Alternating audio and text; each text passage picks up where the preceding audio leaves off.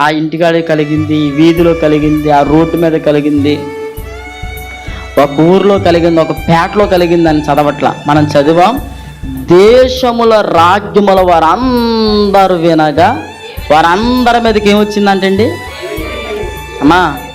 క్రైస్తవ సంఘాలు నేటి దినాల్లో సరిగ్గా దేవుని ఆరాధించగలిగితే క్రైస్తవ సంఘాలకు విరోధంగా ఎవరైనా పనిచేస్తారా?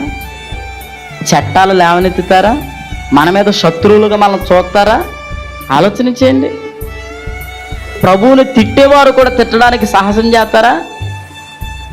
ఎందుకు జరగట్లేదంటే మన దేవుని పిల్లలు చేసే ఆరాధనే ఆయనకి సరిగ్గా లేదంటే. చూడటానికి చాలా బాగుంది కానీ ఆయన కార్యాలు జరగట్లా.